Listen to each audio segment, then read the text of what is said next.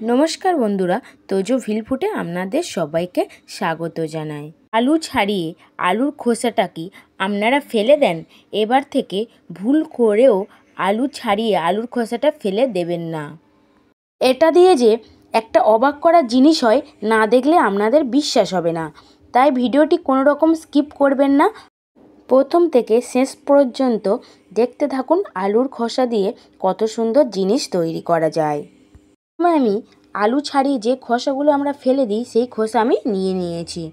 নিয়ে একটা পাত্রে আমি এগুলো নিয়ে নিচ্ছি।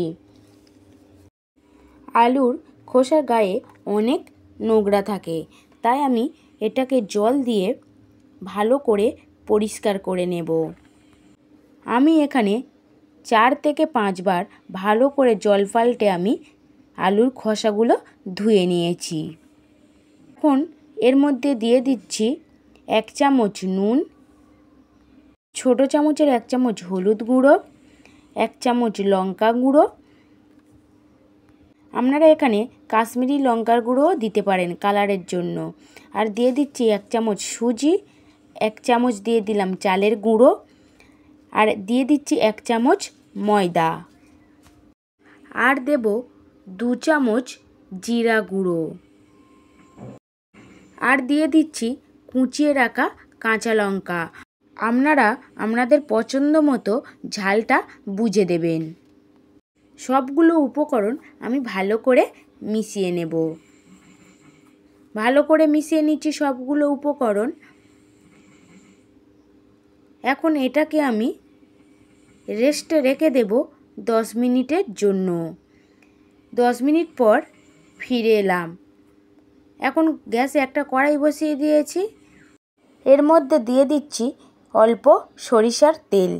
তেলটা গরম হয়ে গেলে এর মধ্যে দিচ্ছি অল্প কালা জিরে, দিয়ে 2টো শুকনো লঙ্কা নিয়েছি, এর মধ্যে ফাটিয়ে দিয়ে দিলাম। দিয়ে এর মধ্যে দিয়ে দিচ্ছি কয়েক কোয়া রসুন ছাড়িয়ে নিয়েছি, সেটা দিয়ে দিলাম। দিয়ে একটু নেড়েচেড়ে ভেজে নেব, হালকা করে ভেজে নেব।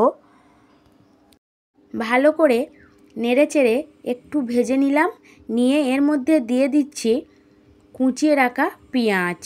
এখন 1 থেকে 2 মিনিট পেঁয়াজটা দিয়ে ভালো করে নেড়েচেড়ে একটু ভেজে নেব।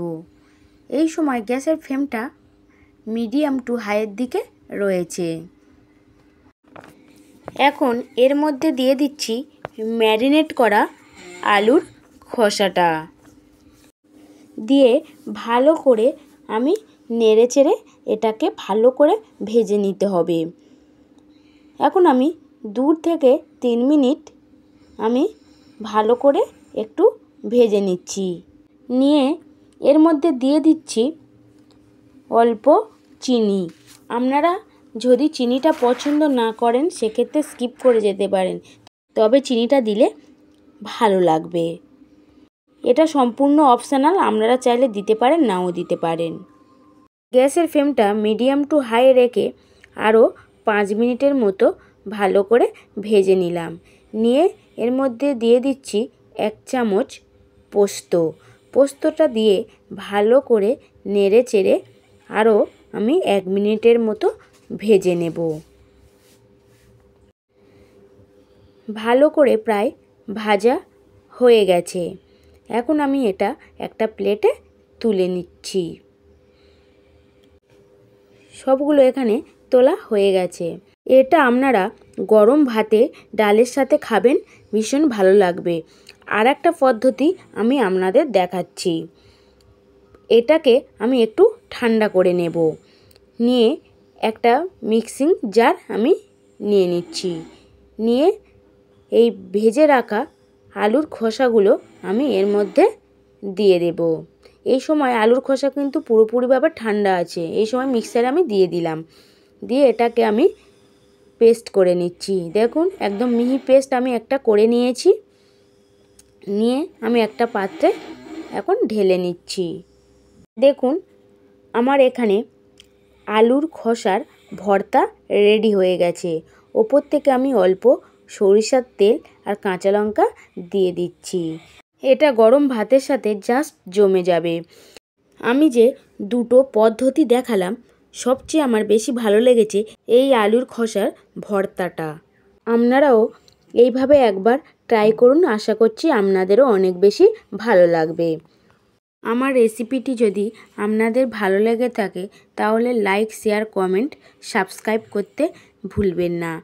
পাশে থাকা বেল আইকনটি প্রেস করে নেবেন নতুন রেসিপির আপডেট সবার আগে পাওয়ার জন্য। আপনারা ভালো থাকবেন, সুস্থ থাকবেন। ধন্যবাদ।